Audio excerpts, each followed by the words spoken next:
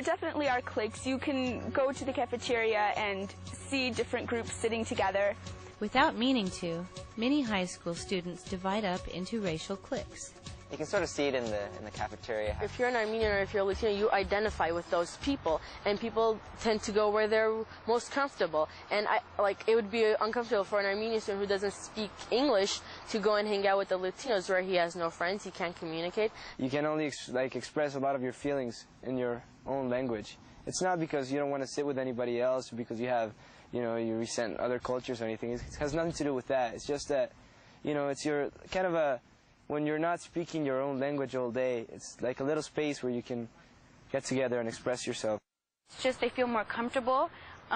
They know what they like. They feel that that with that one particular group they fit in. People tend to like to hang out with their own ethnicity group.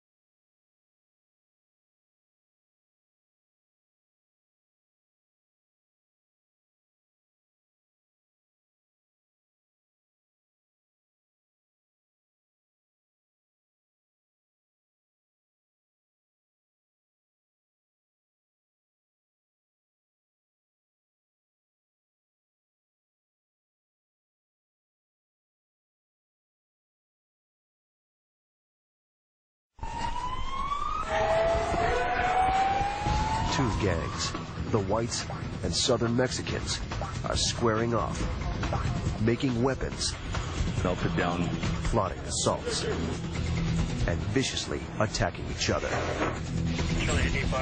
The officers struggle to keep them under control. Open cell 217! Open cell 217! But this prison is dangerously overcrowded. 120 violent criminals live in one room without a single cell wall to separate them. Oh man, this place is messed up, man. In the brewing race war, this could be ground zero. Welcome to Salinas Valley State Prison. An inmate has just been stabbed. He is white. His two attackers are Hispanic. They waited for the perfect moment to strike. Few officers were around, so the Hispanics could do the most damage. Officers suspect they're arming themselves for a bigger battle. All the southern Mexicans now, are they going to assault the other white inmates? We don't know that. Are the whites going to retaliate on all southern Mexicans? We don't know that. We don't know if it's going to be ongoing. We don't know if it's going to be isolated. The crowded conditions increase tension between the groups, and their numbers are far from equal. The southern Mexicans dominate with 63 inmates. There are 20 northern Hispanics, 13 blacks, 14 others, and only 9 whites.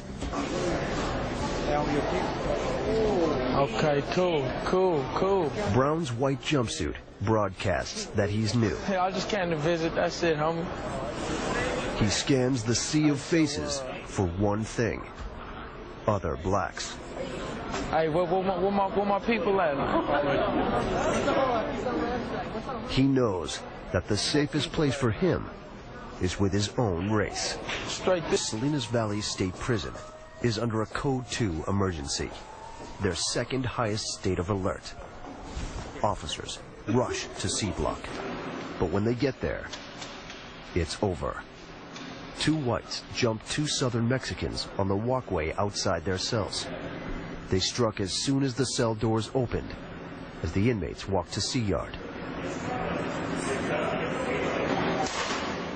it was the whites' best chance to retaliate for last week's stabbing.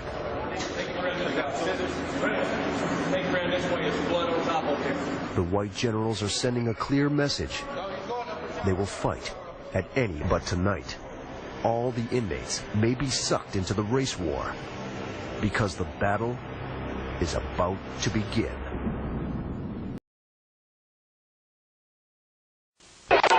The red rage of teenage blood gang members explodes on their rivals, and an annual dance recital turns into a schoolyard gang battle at Centennial High in Compton.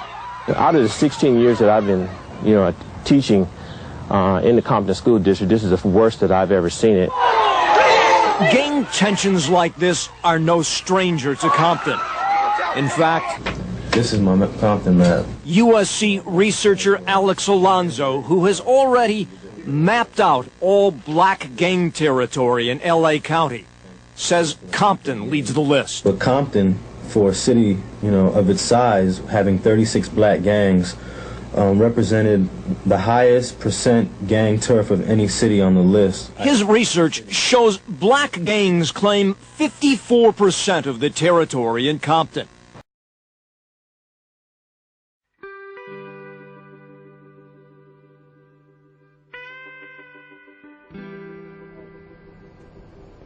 I'm Ryan Nadeau.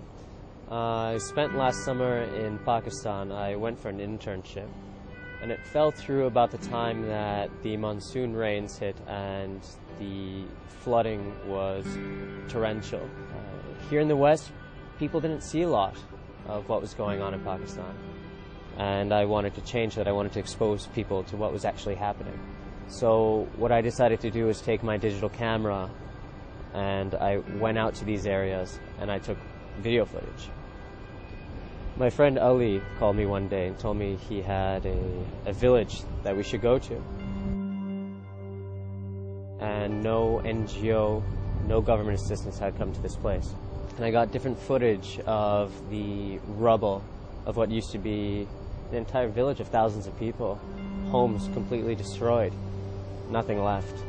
The cash crop of this area was tobacco, and all of the tobacco crops were reduced to nothing but dead stalks. The elders in the village were insisting that we stay in their homes, but we needed to get back. We left after dark, which was probably our biggest mistake. On the way out, on a small dirt road about the size of our truck, two men stepped out in front of our truck. One guy with an AK-47 and the other guy with a pistol. The gunmen had their faces covered. I couldn't see anything. They had one had a red bandana over his face and the other one had a black bandana. We were forced onto the side of the road. Got really angry, and he picked the AK up to my face. Quickly lifted it over my head and shot 3 rounds. And that's when it all became real to me.